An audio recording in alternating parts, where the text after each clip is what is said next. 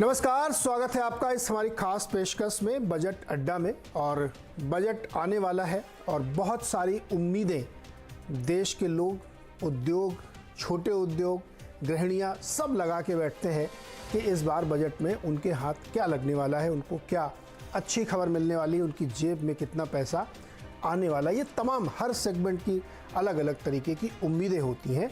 कुछ की उम्मीदें रह जाती हैं और कुछ की टूट जाती हैं। तो इसी से हम समझने की कोशिश करते हैं कि बजट में क्या होने वाला है। चुनावी वर्ष भी है तो उसकी वजह से भी कई सारी चीज़ें हो सकती हैं।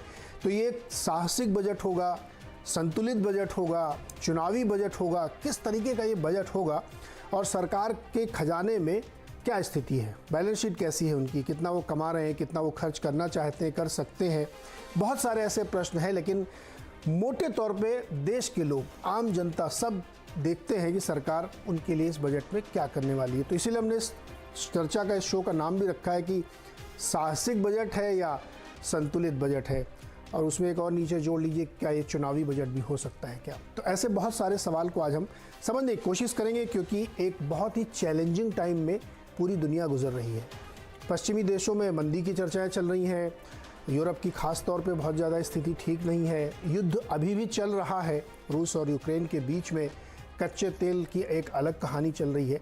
तो बहुत सारी इन मुश्किलों के बीच में भारत फिर भी एक अच्छी ग्रोथ दिखा पा रहा है as compared to other countries. Fastest growth है, इसमें कोई शक नहीं है।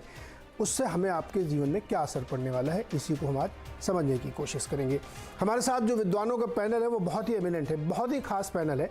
और हमारे साथ हैं बिजनेस स्टैंडर्ड के एडिटोरियल डायरेक्टर ए.के. भट्टाचार्य जी। देश के कुछ आर्थिक पत्रकार हैं, उनमें से एक है ए.के. सर। बहुत ही लंबा अनुभव है और न जाने कितने बजट सामने से गुजर गए हैं, तो उनके अनुभव से समझेंगे। डी.के. जोशी सर हमारे साथ हैं, क्रिसिल के चीफ इकोनॉमिस्ट हैं। नंबर्स को बड़ी बारीकी से और बड़ी बिग पिक्चर को हमारे सामने बड़े आसान तरीके से रखते हैं, उनसे हम बातचीत करेंगे। इंडस्ट्री क्या सोचती है, उसको क्या चाहिए, पीएलआई में क्या मिले क्या न मिले, इन सब पे चर्चा करेंगे हम एम.एस. उन्नी कृष्णन साहब के साथ, जो कि एक इंडस्ट्री वेटरन है और बहुत लंबे समय तक कैपिटल गुड्स की कंपनी को उन्होंने हेड किया है। साथ ही एक्सपोर्ट सेक्टर जो हमारे लिए एक राइजिंग स्टार के तौर पे है और बहुत सारी उसमें भी उथल पुथल हो रही, तो फीओ के डीजी एंड सीईओ अजय सहाय जी हमारे साथ हैं। और साथ ही जो एक बहुत बड़ा सेक्टर जो सबसे ज़्यादा एम्प्लॉयमेंट देता है, एमएसएमई, और बहुत सारे लोग उससे जुड़े हुए हैं कामकाज से, तो चैम्बर ऑफ इंडियन एमएससी के प्रेसिडेंट मुकेश मोहन गुप्ता जी हमारे साथ हैं। आप सबका सर बहुत बहुत स्वागत है। तो चर्चा में हमारा मुख्य उद्देश्य यही है समझना कि क्या होने वाला है और आम आदमी को उससे क्या हो सकता है, क्या फ़ायदा हो सकता है, क्या मिलेगा, इसी पर चर्चा करेंगे। एक अभी सर आपसे शुरू करते हैं। तो जैसा मैंने अपने बजट शो का नाम रखा है, साहसिक होगा, संतुलित होगा या चुनावी बजट होगा, कैसा होगा ये बजट सर?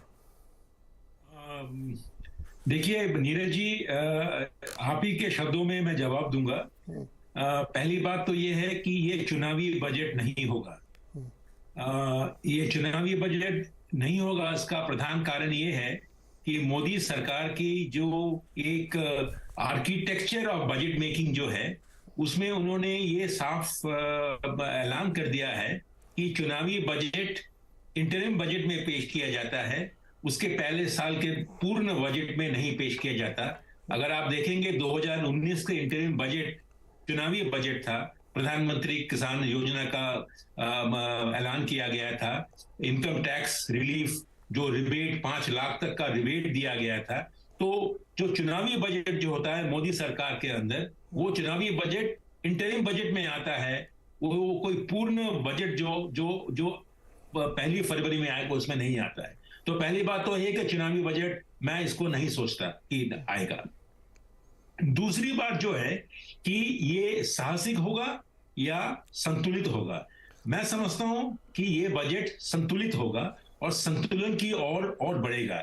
जो संतुलन पिछले 2 सालों में हमने देखा है, मैक्रो इकोनॉमिक जो एक संतुलन की जो आप बात करते हैं, उसी की ओर ये आगे अग्रसर होगा। पर उस अग्रसर होने में बहुत सारी चैलेंजेस होंगी। जो फायदे इस साल सरकार को मिले हैं, जो इकोनॉमिक ग्रोथ की जो एक अंडर एस्टिमेशन हुई थी 11% की नॉमिनल ग्रोथ की, और जो 15% में आ गई है, उससे जो फायदा इस साल में मिला है, जिसके कारण अगले साल जो है वो फायदा उनको शायद नहीं मिलेगा। क्योंकि अगर आप 11% की अगर नॉमिनल ग्रोथ की प्रोजेक्शन करें, तब भी आपको जो जो जो फायदा इस साल मिला है वो फायदा नहीं मिलेगा। और एक तरफ वो है, और दूसरी तरफ जो है कि जो टैक्स कलेक्शन की जो बायोसी रेट है वो इस